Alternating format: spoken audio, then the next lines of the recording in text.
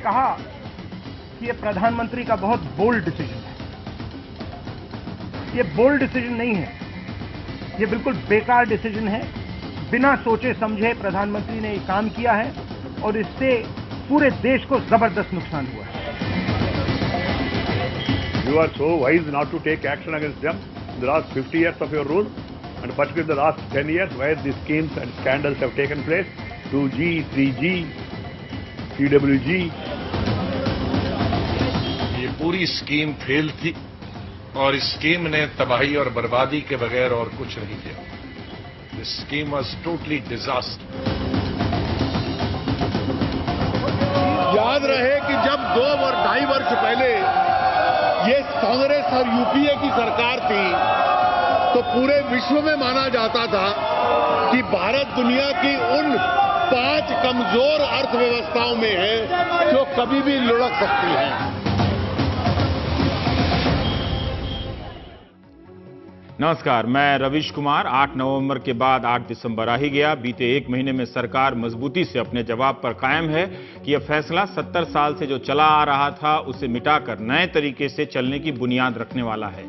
Normal के बाद new normal आ गया है। 20 दिन बाद इस न्यू नॉर्मल का आगाज होने वाला है। फिलहाल जो चल रहा है क्या वो भी न्यू नॉर्मल है? उद्योग जगत उत्पादन और मांग में गिरावट की शिकायत कर रहा है। नौकरियों पर संकट है, क्या ये भी न्यू नॉर्मल है? ये संकट कब न्यू नॉर्मल होगा? बैंकों के आगे खड़ी लाइनों और पीड़ा को दिखाने को लेकर ऐतराज को छोड़ दिया जाए तो तरक्की की खबरें 1 महीने में मोबाइल वॉलेट कंपनियों के ग्रोथ की ही रही। वित्त मंत्री का कहना है कि प्रधानमंत्री अन्य प्रधानमंत्रियों की तरह आसान रास्ता चुन सकते थे, मगर उन्होंने मुश्किल रास्ता चुना। इस संक्रमण काल में ट्रांजिशन पीरियड में जो पीड़ा हुई उसे लेकर अफसोस है, लेकिन यह कदम साफ सुथरी अर्थव्यवस्था और बेहतर जीडीपी की तरफ ले जाएगा। इससे बैंकों को कर्ज देने के लिए उनके पास अधिक फंड होंगे। आतंकवाद से लड़ने की बात की जगह अब कैशलेस, लेस कैश और बैंकों के पास अधिक फंड की बातों ने ले ली है। मगर बैंकों के पास फंड तो होंगे या हैं, लेकिन 1 महीने के बाद भी बैंकों के आगे कतारों में खड़े लोग पूछ रहे हैं उनका अपना वाला फंड कहां है। कतारों की ये तस्वीरें नोटबंदी की प्रतीक तस्वीरें बन गई हैं। नोटों की सप्लाई का दावा है, लेकिन जगह जगह एटीएम बंद पड़े हैं। भारतीय रिजर्व बैंक ने बताया कि 10 नवंबर से 5 दिसंबर के बीच अभी तक 3,81,000 करोड़ मूल्य के नए नोटों की सप्लाई की जा चुकी है। आरबीआई का कहना है 8 नवंबर की नोटबंदी के रोज 15.5 लाख करोड़ मूल्य की करेंसी चलन में थी। भारतीय रिजर्व बैंक का कहना है कि पिछले 3 साल में जितने नोटों की सप्लाई हुई है उससे ज्यादा 30 दिन से कम समय में कर दी गई है। इस रफ्तार से भी औसत निकालिए तो सरकार को पुरानी नोटों के बदले नए नोट उतारने में 4 से 5 महीने लग सकते हैं। मीडिया रिपोर्ट में एटीएम मशीन से संबंधित एक कंपनी ने दावा किया है कि 95% एटीएम मशीन को 500 और 2,000 रुपए के नए नोटों के अनुकूल बना दिया गया है। फिर भी 35% एटीएम ही कैश दे रहे हैं। ज्यादातर जगहों पर बैंकों ने स्थानीय पुलिस की मदद से व्यवस्था बनाए रखी। फिर भी लाइन में लगने से स्वास्थ्य समस्याओं के उभर आने से मरने वालों की खबरें भी आती रही हैं। लाइन में बच्चे भी पैदा हुए।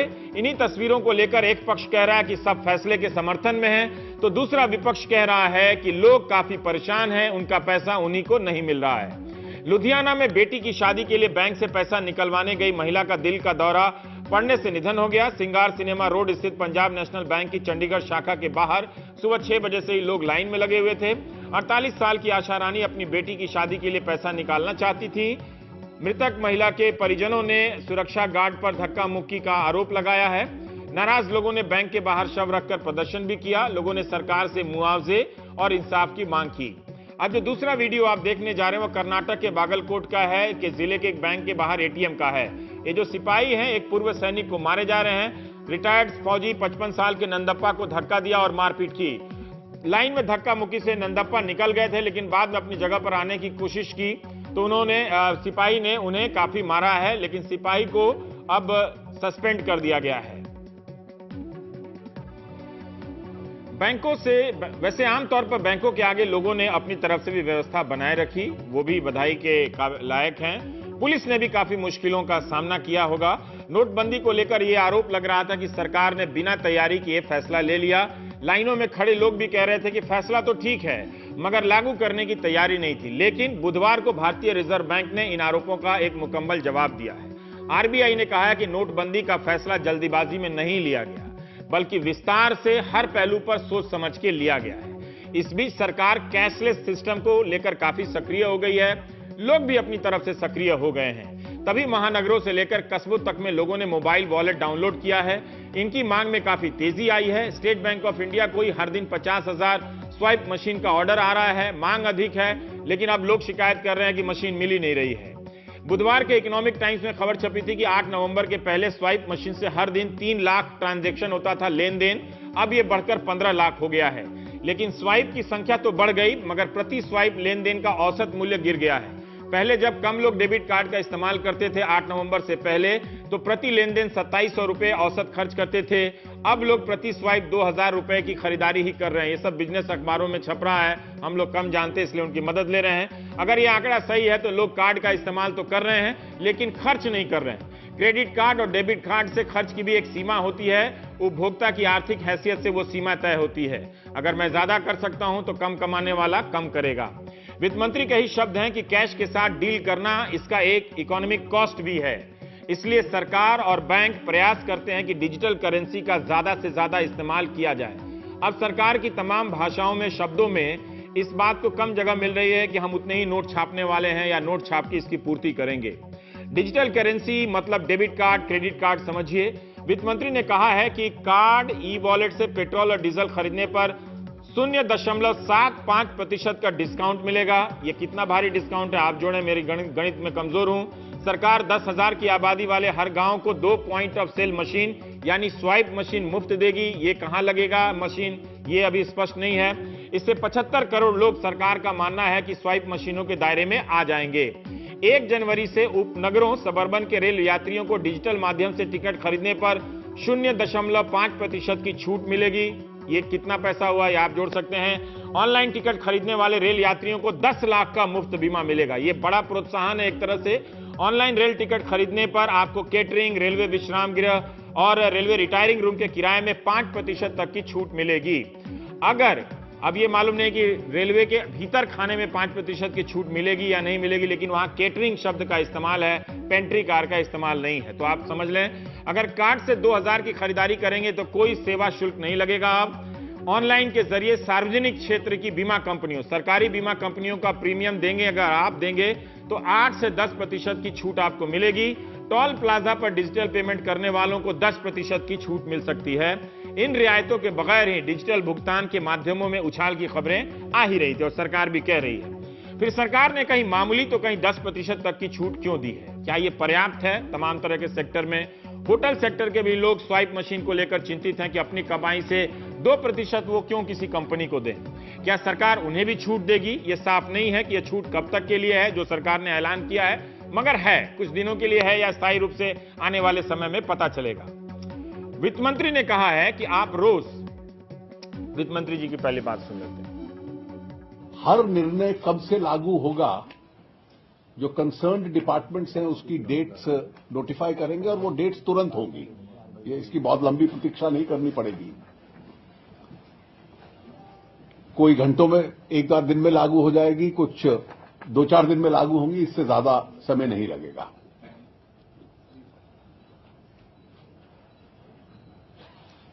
₹4.5 करोड़ कंज्यूमर्स रोज पेट्रोल और डीजल खरीदते हैं पेट्रोल पंप से, और इसकी जो डेली सेल है लगभग 1800 करोड़ रुपए के करीब है।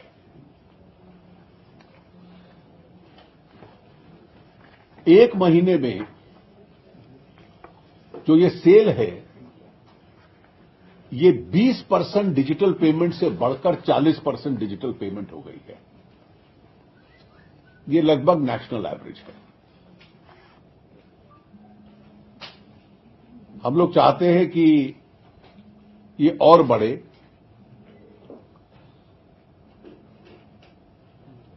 और केवल जो एक महीने में बढ़ी है, इससे कैश रिक्वायरमेंट पर डे की 360 करोड़ रुपए की कम हुई है। और अगर ये मौजूदा लिमिट से 30% और बढ़ती है तो लगभग सालाना रिक्वायरमेंट कैश की 2 लाख करोड़ रुपए कम होती है। अगर सारे सेक्टरों को, एक सेक्टर का उन्होंने बताया, उनके पास और भी सेक्टरों की जानकारी हो सकती थी, पर फिर भी अगर आप रोज 1800 रुपए का पेट्रोल डीजल खरीदते हैं तो नोटबंदी के बाद ये रोज की खरीदारी 300 करोड़ की हो गई है डिजिटल माध्यम से, यानी क्रेडिट कार्ड से, पेट्रो कार्ड से वगैरह वगैरह।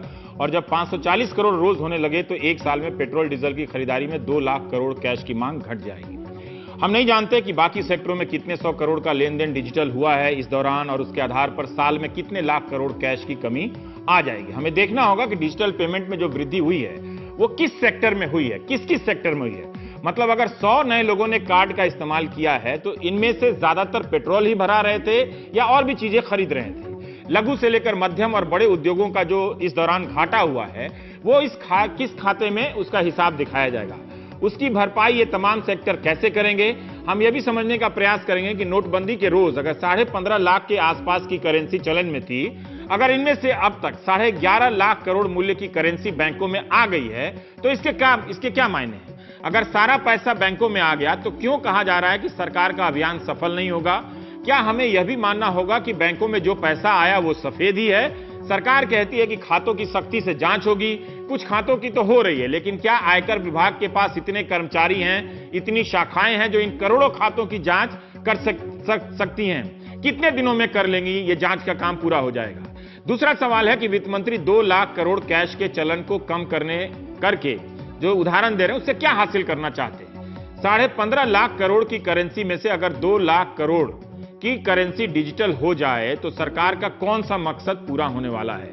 मीडिया कैशलेस लिख रहा है, लेकिन ध्यान रखिएगा सरकार लेस कैश की बात कर रही है। बाद में मत कहिएगा कि सरकार ने कैशलेस कहा, तो वो विज्ञापन में कैशलेस कह रही है लेकिन अपनी बातों में लेस कैश कह रही है। हम यहां एक आंकड़ा और देख सकते हैं कि पिछले 8 नवंबर से पहले जो डिजिटल भुगतान हो रहा था वो कितने लाख करोड़ का था। जैसे पेट्रोल का उन्होंने हिसाब दिया कि 2 लाख करोड़ कैश की कमी हो गई है, तो इससे पहले जो हो रहा था वो कितने लाख करोड़ का था, वो कितना कैश बचा रहा था। ये सब सवाल हैं, हम बात करेंगे प्राइम टाइम में। हमारे साथ महेश गुप्ता जी हैं, आप पूर्व अध्यक्ष हैं पीएचडी चैंबर ऑफ कॉमर्स के, और मुंबई से परंजय गुहा ठाकुरता साहब हैं, ईपीडब्ल्यू के एडिटर हैं। परंजय, मैं आपसे जानना चाहता हूं कि ये जो न्यू नॉर्मल है इसमें 2 अच्छी बातें हो रही हैं कि बैंकों के पास बहुत पैसा आ जाएगा, और एक इरादा सरकार का बड़ा साफ दिख रहा है, चाहे जितनी आलोचना हो, कि वो अब कैशलेस या लेस कैश की तरफ बढ़ रही है, उसको प्रोत्साहित करने के लिए तरह तरह के स्कीम का भी ऐलान कर रही है। तो मैं आपसे जानना चाहता हूं कि जो 2 लाख करोड़ का पेट्रोल में ही इन्होंने उदाहरण दिया है, इससे इस वक्त और भी सेक्टर में cashless, less cash, digital transaction हो रहा होगा, तो उसमें कैश की कितनी जरूरत कम हो गई, या क्या अर्थव्यवस्था को इससे मिलने वाला है नया। रवीश, ये सवाल का जवाब देने के पहले मैं 2 कदम पीछे हटके 2-4 चीज बताना चाहता हूं। 1 महीना पहले मोदी जी पहले कहा कि जाली नोट जो आतंकवादी इस्तेमाल करते हैं ये रोकना बहुत जरूरी है, साथ साथ काला धन ये भी कम करना बहुत जरूरी है। आज मोदी जी और सरकार के बड़े बड़े प्रवक्ता अरुण जेटली जी सब लोग ज्यादा से ज्यादा बात कर रहे हैं, बिना कैश की समाज चाहिए, डिजिटल इंडिया चाहिए, कैशलेस सोसाइटी चाहिए। तो आप देख रहे हैं कि जाली नोट, आतंकवाद, वहां से काला धन, वहां से कैशलेस सोसाइटी क्या है, वास्तव क्या है। जितने काले धन है हमारे देश में, इसके एक बहुत ही छोटा सा हिस्सा है, बहुत ही छोटा हिस्सा काले कैश में लोग रखते हैं, और ये जाली नोट है। कोई कहेंगे 6%, कोई कहेंगे 10%। तो इसको रोकने के लिए आप पूरा भारतवर्ष के अर्थव्यवस्था में जो 85% कैश है, इसको आप गैर कानूनी कर दिया रातारात। 1 महीना के बाद भी आप किसी बैंक में चले जाइए, लंबे लाइनें हैं। ठीक है, हाँ। लोग अपने पैसा बाहर निकालने के लिए घंटों बिताना पड़ रहे हैं, हाँ। अपने पैसे खरीदने, और किसी से वो भीख नहीं, अपना पैसा। हाँ, मगर वो फैसले के साथ भी तो है ना। हाँ। एक चीज और आप सुन लीजिए, आज भारतीय रिजर्व बैंक ने साफ कह दिया कि जितना पैसा लोग वापस देंगे 30 दिसंबर तक 14.5 लाख के आसपास, 14.5 लाख करोड़ के आसपास जो कैश वापस आ जाएगा, तो इसका मतलब पूरा बैंक में वापस चलाएगा।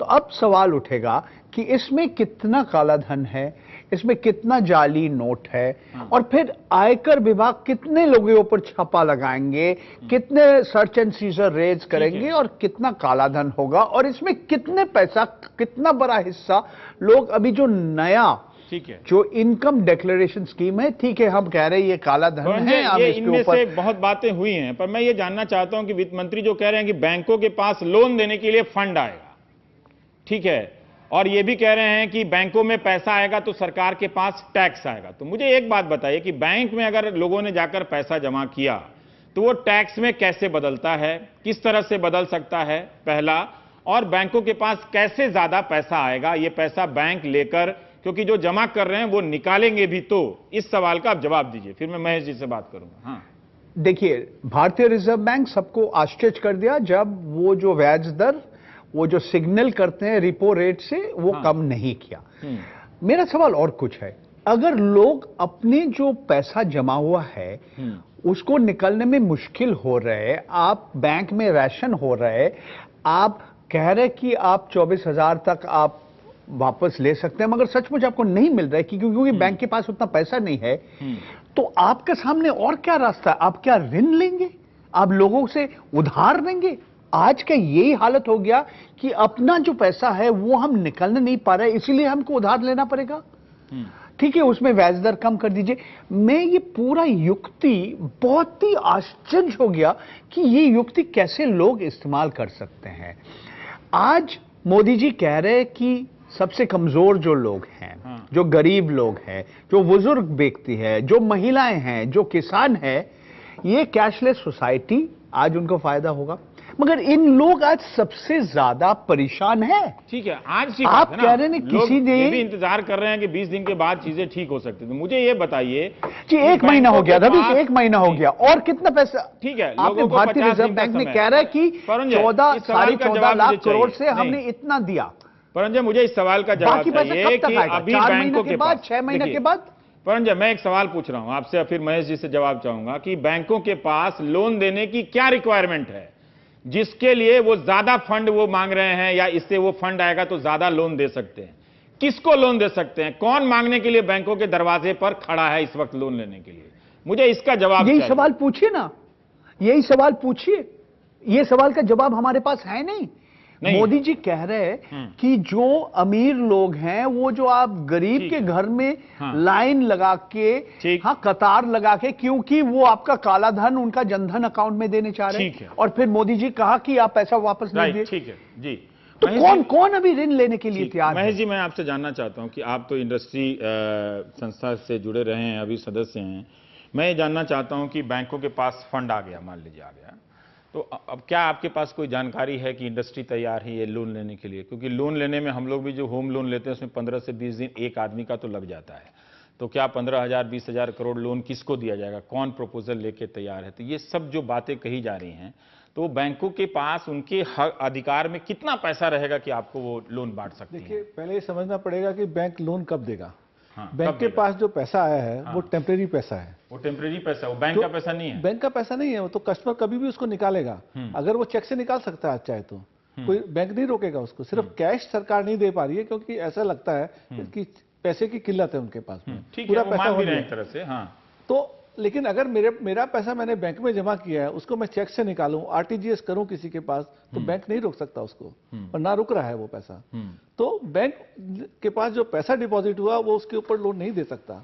बैंक कब लोन देगा? जब उसके पास एनफ कैपिटल होगी, एक, या जो पैसा हमने जमा किया उस पैसे के हम फिक्स डिपॉजिट कर दें। अगर वो फिक्स डिपॉजिट कर देंगे तो बैंक को पता है ये 1 साल के लिए 2 साल के लिए पैसा मेरे पास कैपिटल देगी, तो कैपिटल दे सके। अभी जब आपकी इंडस्ट्री बॉडी बैंक के पास लोन मांगने जा रही थी तो क्या ये जवाब मिल रहा था कि लोन देने के लिए पैसे नहीं? नहीं, बैंक के पास तो बोलती है एनपीए है, हमारे पास एनपीए इतने ज्यादा 1,22 करोड़ के एनपीए है, हमारे पास लोन देने के लिए एडिक्वेट कैपिटल नहीं है, तो लोन दे कहां रही है? मान लीजिए कुछ इंटरेस्ट रेट कम हो गया तो इससे आपको फायदा होगा? नहीं, इंटरेस्ट अभी तो नहीं हुआ, जैसे परंजन ने बताया। देखिए, इंटरेस्ट रेट नहीं कम हुआ, एक बात।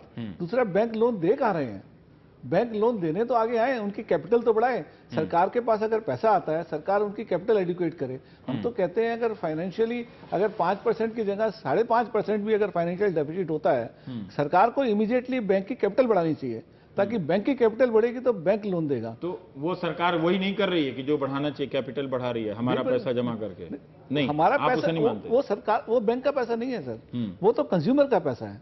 कंज्यूमर आज चाहे अपना चेक लिख दे तो बैंक को देना तो पड़ेगा। सरकार कैशलेस की बात करी, जो 360 करोड़ का जो उन्होंने उदाहरण दिया है पेट्रोल सेक्टर का, हाँ, तो बाकी और भी सेक्टर होगा आप लोगों का? कैशलेस का काम हमारे समझ से कैशलेस इकोनॉमी इसलिए प्रमोट कर रही है क्योंकि उनके पास नोट की किल्लत है, नोट दे नहीं सकते और लोगों को ट्रांजैक्शन करने के लिए पैसे कई लोगों चाहिए। ने कहा है कि ये बात जब हम पूछते हैं तो कई लोगों ने कहा है कि इंडस्ट्री बॉडी अब तक चोरी कर रही थी, कर टैक्स चोरी कर रही थी, कैश की जरूरत क्या है जब कैशलेस हो सकता है, तो आप लोग चोरी कर रहे थे। नहीं, ये कहना बिल्कुल गलत है।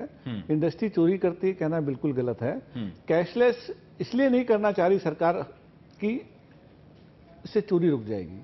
कैशलेस इसलिए करना चाहती है क्योंकि पैसा नहीं है, इकोनॉमिक स्लो डाउन हो गया।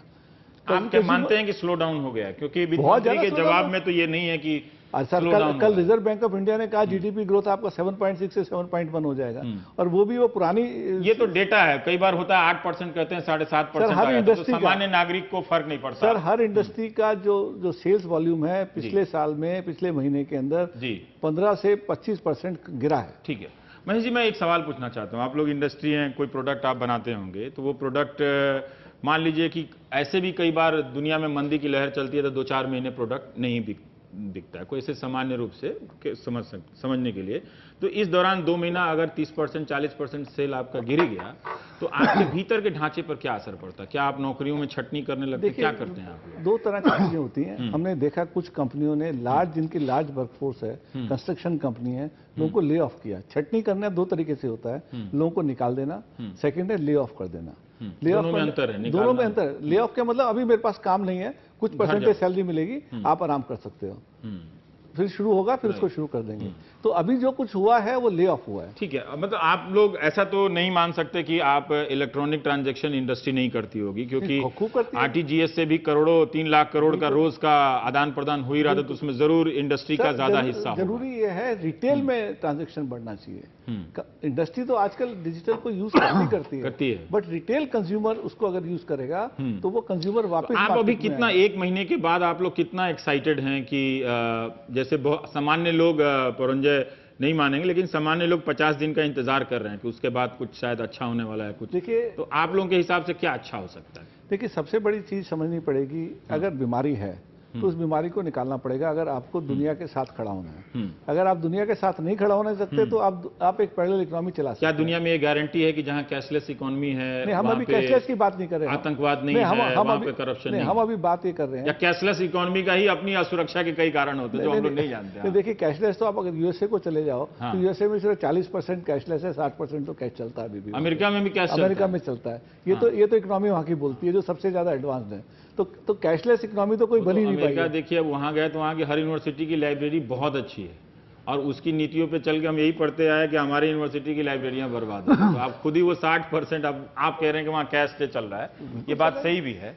ठीक है, तो आप कैशलेस नहीं कर सकते हैं। कैश जरूरी है सिस्टम में काम करने के लिए। गरीब आदमी है, छोटा पैसा है उसके पास, वो ज्यादा कॉन्फिडेंस से काम कर सकता है, और आदमी को सारी आपको प्रोविजंस देने पड़ेंगे करने के लिए। बट आज सरकार कैशलेस क्यों करना चाह रही है, इसको भी थोड़ा सोचना पड़ेगा। आपने कहा कि कैश नहीं अभी देने के लिए, उसको जोर आ रहा है ताकि ट्रांजेक्शन शुरू हो, इकोनॉमी वापस रिवाइव हो। पर आप पे जो असर पड़ेगा वो कितना स्थायी असर होगा सर इंडस्ट्री बॉडी पे? देखिए, हम लोग कैसी बेचैनी है? नहीं, इंडस्ट्री में बेचैनी है कि ये भी Q3 चल रहा है, जिसको बोल रहे हैं दिसंबर में खत्म होगा, ये तो इफेक्ट हो ही गया 1.5 महीने का।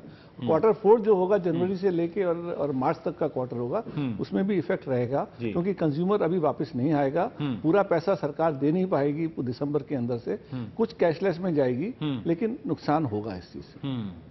तो ये बात है। परंतु एक आखिरी सवाल मैं जानना चाहता हूं कि आम जो लोग कहते हैं कि एक तरह से ये वित्त मंत्री ने जो उदाहरण दिया है, क्या आपको लगता है कि इंडस्ट्री के जो जितने भी बड़े लोग हैं वो लोग तो इस फैसले का समर्थन कर रहे हैं, क्या वो सच बोल पा रहे हैं? क्या महेश गुप्ता जी ने तो काफी खोलकर इशारा किया, लेकिन बड़े लोग जो भी हैं, जो 2-4 लोग हैं बड़े लोगों में से, हाँ, मैं जो कह रहे हैं रवीश, ये ठीक नहीं है। जो बड़े बड़े उद्योगपति है, बड़े बड़े जो पूंजीपति है, अब दोनों लोग का, गोदरेज साहब का नाम कर रहा हूं, दीपक पारेख जी का नाम कर रहा हूं, दोनों कहा कि अर्थव्यवस्था के ऊपर एक जबरदस्त एक धक्का लगा है। आप जो भारतीय रिजर्व बैंक कहा कि 0.5% सकल घरेलू उत्पाद जिस रफ्तार से बढ़ रहा है ये कम होने वाले हैं। मनमोहन सिंह जी ने कहा कि 2% होगा। भारतीय रिजर्व बैंक जो कहा ये दूसरी जो तिमाही है, यानी कि ये अप्रैल मई जून के बाद जुलाई अगस्त सितंबर, आप देखिए ये तीसरी तिमाही और चौथा तिमाही में क्या असर पड़ेगा, और मैं समझता हूं जबरदस्त असर पड़ेगा। एक चीज मैं बात खत्म करना चाहता हूं। देखिए 75-76 साल में जब इंदिरा गांधी, संजय गांधी उस समय नसबंदी शुरू किया था, उस समय वो बहुत लोग कहा कि हाँ ये देश के हित में है, हमारे जनसंख्या के ऊपर नियंत्रण लाना जरूरी है। मगर आज लोग मालूम है कि क्यों आपातकालीन समय के बाद मार्च 77 में इंदिरा गांधी का सरकार लोग वोट देके निकाल दिया। मैं समझता हूं एक तरह से ये जो नोटबंदी एक तरह से मोदी सरकार के लिए एक नसबंदी का प्रतीक हम लाना चाहते हैं। बहुत क्यों मैं समझता हूं कि बहुत आम आदमी के ऊपर बहुत परेशान है आज, लोग जानना चाहते हैं, समझना चाहते हैं कि ये मसला क्या है, उनकी जिंदगी पर क्या असर पड़ेगा। बहुत बहुत शुक्रिया।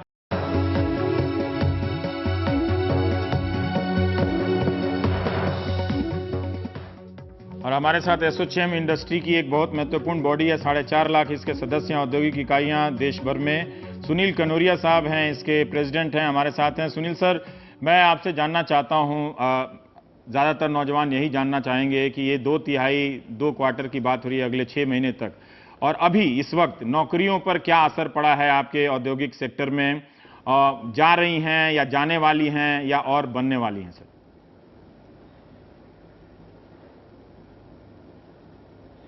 बेसिकली क्या है कि अगर अपने एक शॉर्ट टर्म में देखें, ये जो डिमोनेटाइजेशन हुई है उसकी एक बहुत बड़ी लॉन्ग टर्म पॉजिटिव बेनिफिट है, और वो जो है कि आज लोगों का सोच आज हमारे प्रधानमंत्री ने एक झटके में बदल दिया कि आज इंडिया बदलेगा, उसे हमें जो शैडो इकोनॉमी है उसे बंद करना है, ट्रांजैक्शंस को इकोनॉमी में लाना है। इसके कारण से जो ग्राउंड में बड़े उद्योगों में उतनी ज्यादा इंपैक्ट नहीं आती है, बिकॉज सारी ट्रांजैक्शन बड़ी कंपनी से लेकर यहां पर जो डिस्ट्रीब्यूटर लेवल में जाता है उसके नीचे लेवल में जो ट्रांजैक्शन होती है वो कैश की होती है मैक्सिमम, और वहां पर जो चैलेंजेस आई हैं बिकॉज ये कैश ट्रांजैक्शंस जो डिमोनेटाइजेशन हुई है उसके बाद में जो सुनील जी ये लॉन्ग टर्म कितने साल का होता है? लोग अपने बैंक अकाउंट खोलेंगे, उसके कारण से एक लोगों का डेफिनेटली शॉर्ट टर्म इंपैक्ट आया। जी सुनील जी, ये short term impact, short term कितने महीने का होता है और लॉन्ग टर्म कितने महीने का होता है? इसका कोई टाइम पीरियड होता है सर, या ये अनंत काल लॉन्ग टर्म होता है? कब लॉन्ग टर्म में? अच्छा, मैंने अभी पूछा कि इस वक्त नौकरियों की संभावना पर क्या असर पड़ता है? टाइम पीरियड नहीं होता है। तो लॉन्ग टर्म का मतलब क्या होता है सर? क्या है कि ये नहीं है कि लोग नहीं, मैं ये कहना चाहता हूं कि ऐसा बात नहीं है कि लोग नौकरी से सबको हटा देंगे। प्रॉब्लम आ जाती है कि आज जो लोग टेम्पररी वर्कर्स हैं, जो शॉर्ट टर्म काम करते हैं, उसको जो कैश पेमेंट करते हैं, 10 दिन काम किया, 1 महीना काम किया, वहां पर जो थोड़ी बहुत चैलेंजेस आती है वो एक आज चैलेंजेस आ रही है। उसके कारण से इकोनॉमिक एक्टिविटी जो ग्राउंड लेवल में है कम हुई है, और उसका इंपैक्ट आएगा। अब वेदर ये 1 महीना 1 क्वार्टर में खत्म हो जाए या 2-3 क्वार्टर है, इस पर जी लोग ये डिजिटल इकोनॉमी को कैसे फास्ट तरीके से अपना ले। जो कुछ कैश सिस्टम है, जो मेरा एक सवाल है, आपके ही सेक्रेटरी जनरल है, कैश मूवमेंट कर रही है सिस्टम में। मैं सवाल पे आता हूं सर। अभी मैं आपके ही सेक्रेटरी जनरल हैं DS रावत साहब, उन्होंने कहा है कि GDP 1.5 से 2% गिर जाएगी और जो हम नतीजा सोच रहे थे वो नहीं मिलने वाला है। 5 साल लग जाएगा कैशलेस होने में। ये आपके DS रावत साहब का बयान छपा। जनरल GDP जरूर कम होगी। हाँ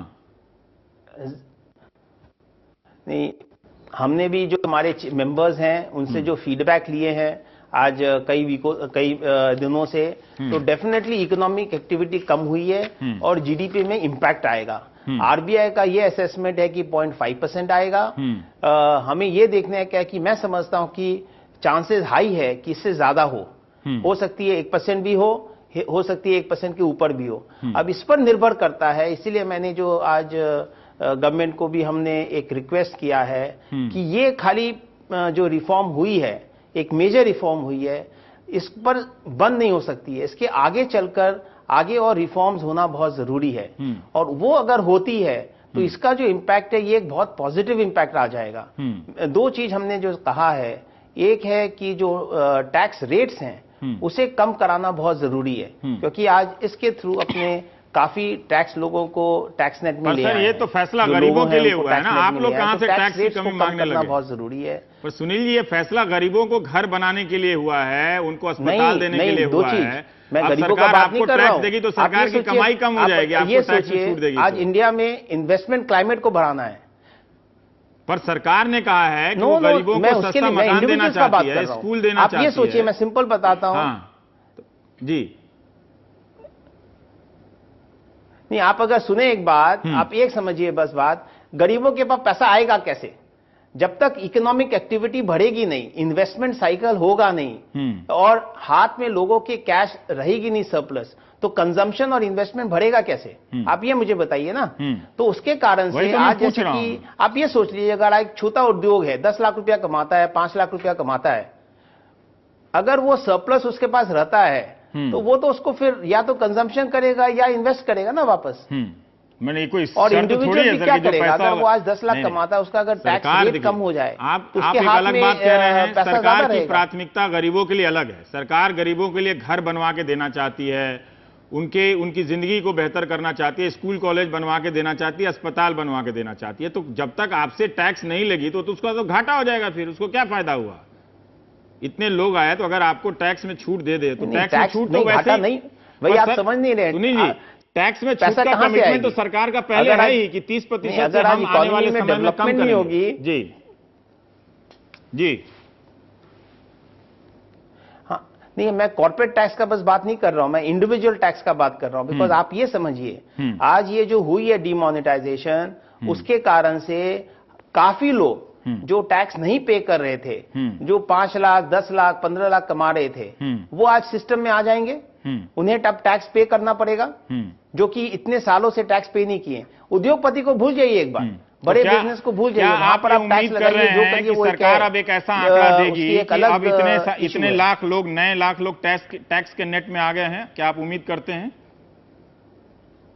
ये कैसे हम मान लिया कि लोगों ने बैंक में पैसा जमा किया तो टैक्स के नेट में? मैं उम्मीद करता हूं कि टैक्स नेट में काफी लोग आए हैं। हाँ, ठीक है जी। कुछ सिग्नल ऑब्वियसली, बिकॉज उनका जो फ्यूचर का जो बिजनेस करने का तरीका है, वो पूरा बदल जाएगा। ठीक है, वो अब है ना चेक में ट्रांजैक्शन करेंगे, बैंकिंग सिस्टम से ट्रांजैक्शन करेंगे, तो ऑब्वियसली वो टैक्स नेट में पूरा आ जाएंगे। जी सुनील जी, बहुत आप ये सोचिए, एक छोटा जो शुक्रिया, मुझे काटना पड़ेगा, समय नहीं है सर, माफी चाहता हूं। ये जिस बात पे कह रहे थे सुनील जी कि नए लोग टैक्स के दायरे में आएंगे, इसे आपको तथ्यों के आधार पर देखना पड़ेगा। ये भी देखना पड़ेगा कि आपके देश में अगर 70% लोगों के पास, 60% लोगों के पास 30% कमाने के 30 रुपया रोज कमा रहे हैं या 20 रुपया रोज कमा रहे हैं, अर्जुन सिंह गुप्ता कमेटी की रिपोर्ट है, तो वो कहां से टैक्स देंगे? कौन टैक्स देगा? अब एक नया एरिया किसान ही बचा हुआ है, वहां तो वो मारा फिर रहा है, उसके पास तो पैसे चुकाने के लिए, लोन चुकाने के लिए पैसे नहीं है। 2-4% बड़े किसान हो सकते हैं, पर क्या वो काम तो इसके बिना भी किया जा सकता था? ब्रेक के बाद कुछ और।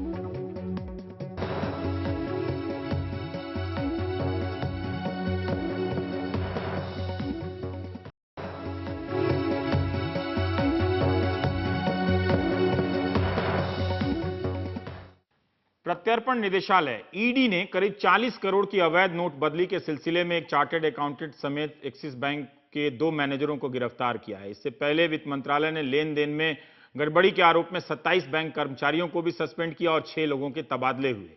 नोटबंदी के शुरुआती दिनों में भी 13 नवंबर को हैदराबाद पुलिस ने 2 बैंक कर्मचारियों को गिरफ्तार किया जो बिना आईडी प्रूफ के पैसे बदल रहे थे। और अब पंजाब में स्टेट बैंक ऑफ इंडिया का धुरी ब्रांच अचानक सुर्खियों में तब आया जब करीब 250 मनरेगा मजदूरों के खाते में अचानक पैसे आए और उसी दिन निकल भी गए। हमारे सहयोगी आनंद पटेल की रिपोर्ट। नोटबंदी को 1 महीना पूरा हो गया है। जनता परेशान है, बैंकों के बाहर नोट के लिए धक्के खा रही है, लाठियां खा रही हैं और कई जगह तो गोलियां भी चली हैं। लेकिन इस नोटबंदी की आड़ में काला धन कैसे सफेद हो रहा है, इसका एक मिसाल हमें देखने को मिली है धूरी के गांव राजो माजरा में। हम इस वक्त राजो माजरा में हैं और मेरे साथ ये जो लोग खड़े हैं ये सब मनरेगा के दिहाड़ी मजदूर हैं और इनके साथ धोखा किया गया है। इन्हें छलावा दिया गया कि सरकार इनके खातों में पैसे जमा करेगी। उस लालच में इनसे वाउचर्स पर अंगूठे लगवाए गए, दस्तखत करवाए गए और उसके बाद इनकी जो पासबुक है उसमें 10,000, 24,000 के काला धन डाल करके उसको सफेद करके रातों रात निकाल लिया गया। ये मेरे हाथ में 2 पासबुक्स हैं। एक ये जो पासबुक है, पहली पासबुक है हरजीत कौर की। ये भी दिहाड़ी मजदूर हैं मनरेगा की और इनके खाते से देखिए क्या घपला हुआ है।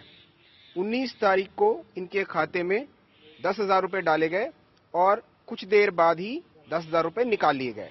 उसके बाद दोबारा 28 तारीख को 10,000 रुपए डाले गए और 28 तारीख को ही विड्रॉ कर लिए गए, यानी 20,000 रुपए का काला धन सफेद कर लिया गया। इसी तरह एक और पासबुक आपको दिखा देता हूं। ये पासबुक है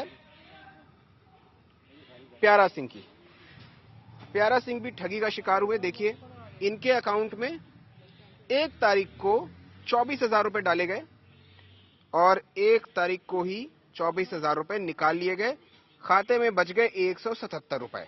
मनरेगा के दिहाड़ी मजदूर प्यारा सिंह के साथ ये कुछ हुआ। ये सारा जो गोरख धंधा है ये सामने तब आया जब बैंक के ही एक एटीएम कर्मचारी को अपनी माता का जो पासबुक है उसको अपडेट करवाने के लिए वो वहां पे गए। आप बताइए मुझे किस तरीके से ये सारा जो है मामला आपके नजर में आया? सर मेरा नाम मनजीत सिंह है। मेरे माता जी हैं, वो नरेगा में काम करते हैं, ठीक है। और जब मैं एंट्री करवाने के लिए गया बैंक में, जो पासबुक प्रिंटिंग मशीन लगी हुई है, जब मैं एंट्री करवाई तो मेरे माता जी के खाते में 28 तारीख को 28/11/2016 को 10,000 रुपया जमा हुआ है और उसी तारीख को 28/11/2016 को वो 10,000 निकला हुआ है। और मैं घर आया, अपने माता जी से बात की और ये आपके 10,000 रुपया जो खाते में है वो कहाँ से आया? तो माता जी ने बोला कि ना मैं बैंक में गई हूँ, ना मैं पैसे जमा करवाए हैं, ना निकाले हैं। और जब मैं इस बात की जांच की तो जो नरेगा में और काम करते हैं उनकी कापियों में चेक एंट्री करवाएगी तो सभी के खाते में किसी में 10,000, 24,000, 20,000। जब बैंक वालों को ये बताया कि ये कैसे हुआ, तुम्हारी माँ के खाते में पैसे कैसे आए, तो क्या जवाब था? सर बैंक वालों ने मुझे अंदर नहीं जाने दिया। लाइनें बहुत लंबी लगी हुई थी। अच्छा, हाँ, मतलब बात भी नहीं कर रहे हैं? बात भी नहीं कर रहे हैं सर। उसके बाद तुम्हें धमकाया भी गया? सर धमकाया गया है मुझको। मैं जब रात ड्यूटी पर गया, 10 बजे मेरी ड्यूटी शुरू होती है, नाइट ड्यूटी है। 10:10 पर सफारी गाड़ी में 4 बंदे आए और मुझे धमकाने लगे, शटर खुलाने लगे, धमकी दे रहे थे।